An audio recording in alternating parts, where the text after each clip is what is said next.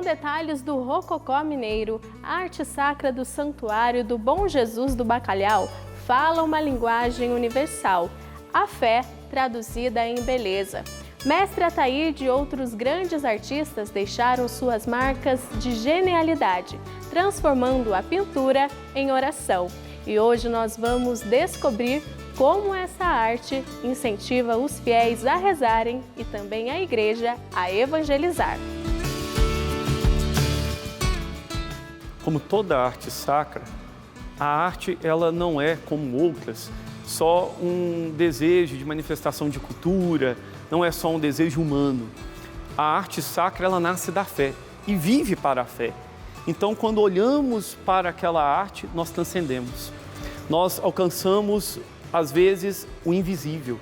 E é isto que a arte sacra deve simbolizar, né? E aqui, olhando para o nosso santuário, é exatamente isto. A arte do nosso santuário ela é catequética. Então, ao olharmos para estas imagens, olharmos para a arte, nós somos catequizados. E depois, claro, transcendemos. A arte é um caminho, o caminho que nos leva, de fato, até Deus. E assim, quando nós voltamos também para a imagem do Senhor Bom Jesus, aí entra a parte do afeto. Porque quando eles olham para aquela imagem que tem toda uma simbologia, aquela imagem toca o coração das pessoas, que se sentem acolhidas, sentem consoladas, né? A imagem não é o objetivo, né? Infelizmente, às vezes, alguns nos acusam de adorar imagens e outras coisas mais, mas não é esse o foco. A imagem é o caminho. O ser humano precisa de algo visível, precisa de algo que toque para a sua fé. Nós não somos seres puramente espirituais, necessitamos da matéria.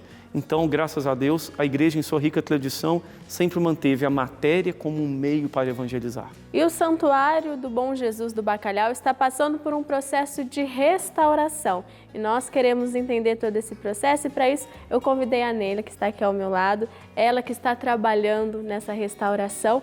Neila, quanta riqueza, né? Muita, tem aqui por trás de É um todo belo esse exemplar de Minas Gerais, é o Santuário do Bom Jesus do Bacalhau. Então, a gente começa elaborando a pesquisa histórica, procurando entender de que período é a igreja e qual era a escola da arte do Brasil naquele período. E se a gente consegue identificar quem são os artistas que nelas trabalhou, mais perto da realidade, da pintura, das características originais, a gente consegue chegar. Porque o nosso papel não é pintar a igreja de novo, nosso papel é buscar a pintura de quem lá no século XVIII, né, feito diz o professor Henrique, em 1781, fez a talha, e depois veio o senhor chamado Francisco Xavier Carneiro, que ele chegou aqui por volta de 1806, e ele trabalhou aqui por 40 anos. Então, nós não podemos julgar o trabalho dele por ar e a gente vai resgatar. E aí a gente submete ao IPHAN, porque ela é uma igreja que tem proteção patrimonial. O IPHAN é que vai dizer que se a proposta de intervenção que nós estamos pedindo, né, propondo, ela vai ser a mais correta. Ele faz essa avaliação conosco. E Neila, aqui a gente consegue, vou pedir para a gente vir aqui mais para trás, a gente consegue ver bem esse processo mesmo que vocês iniciaram aqui, né? A questão das cores. O que vocês encontraram aqui por baixo? Bom, esse retábulo, ele estava bem repintado. Né? A gente pode depois mostrar as cimalhas, onde você vê o que tinha aqui antes e o que nós já fizemos. Nós já removemos toda a repintura dele. O pessoal agora está no processo da reintegração da repintura e do douramento. A gente sempre começa de baixo para cima. Então, essa pintura aqui, por exemplo, ela estava toda coberta de branco. Né? E é uma característica muito grande do Xavier Carneiro. A gente encontra esse mesmo modelo de pintura em outras igrejas que nós já trabalhamos. Aqui. Esse marmorizado que nós chamamos. E Neila, o que mais chama a atenção dos devotos, dos turistas, das pessoas que vêm visitar esse santuário, principalmente na questão artística? Bem, é o detalhe das talhas, né? Que a gente tem que reconhecer a capacidade do entelhador, né, de vir, né, naquela coisa manual e de fazer umas rocalhas tão lindas, imitar folhas de acanto, né, tão perfeitos como ela é, tá? Agora, o que eu acho mais interessante em termos devocional dessa igreja, né, da devoção, é a iconografia dela.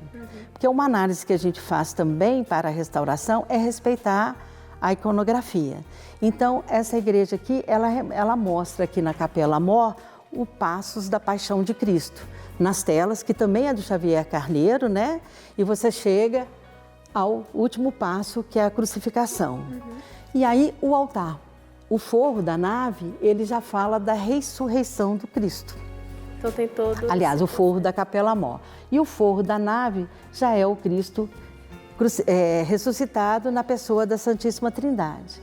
Outra coisa interessante é o arco cruzeiro, né, que é o que divide a nave da Capela Mor, que você tem uma tarja onde ela tem as 5 chagas de Cristo, que é onde foram pregados, né, os pregos do Cristo na cruz, está ali representado. Então, você desde aqui até o final da igreja, você vê toda a paixão e o sofrimento de Cristo e, por fim, a sua ressurreição. E essa é uma característica muito bonita, muito bem elaborada, né, por esse pintor, de ter esse cuidado de mostrar para a gente a questão do aspecto religioso da igreja.